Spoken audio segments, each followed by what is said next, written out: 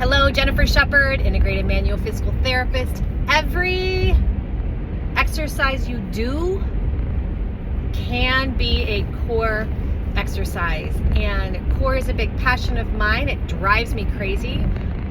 Most of the core exercises out there are abdominal exercises or hip flexor exercises, and what we know, there's plenty of research out there to support it.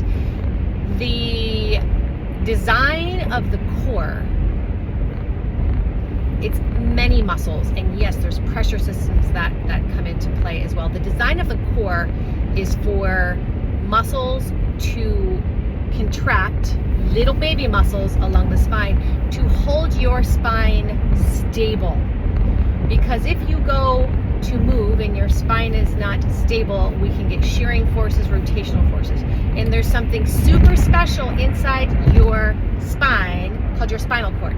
And if something happens to your spinal cord, that is bad news for you. So what a beautiful design for these muscles, and when in the right relationship, these pressure systems to automatically do their job to stabilize your spine in anticipation of movement.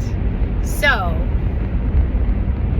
we're not meant to walk around holding our cores. We're not meant to walk around holding our pelvic floors. Once in a blue moon, there's time where we need to engage a little extra when we're lifting super duper duper heavy load. But the point I want to make is when your body is structurally healthy. And what I mean by structurally healthy, there's very little restrictions throughout your fascia, throughout your tissues, that keep you out of an optimal alignment.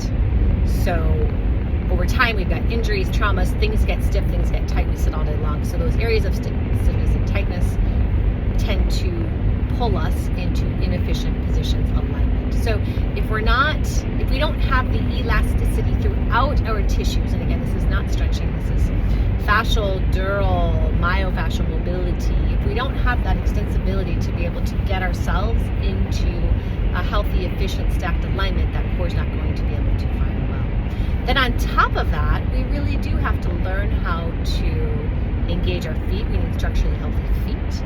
We need to relearn how to turn on these deeper, stabilizing, multiple muscle involvement, stabilizing contractions of the foot, of the hip, of the pelvis, of the chest, of the neck, of the shoulder.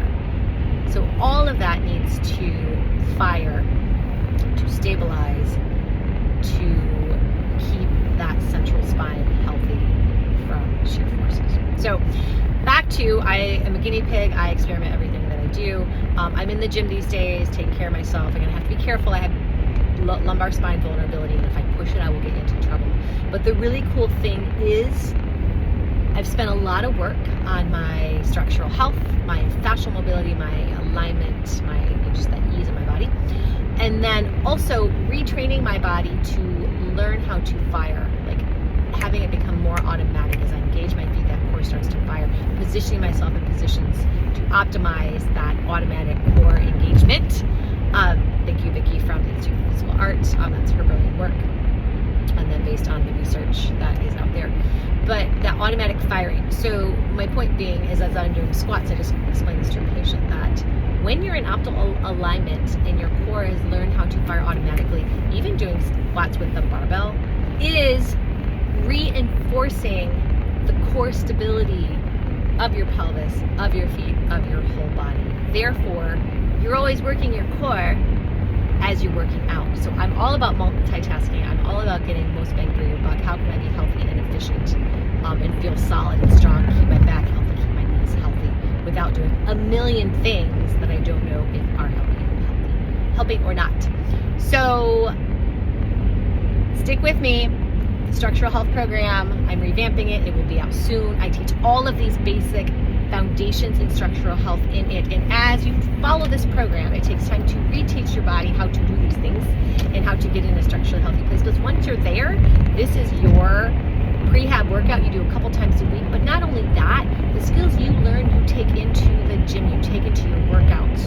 So So you're getting more bang for your buck in your workouts by always reinforcing structural health.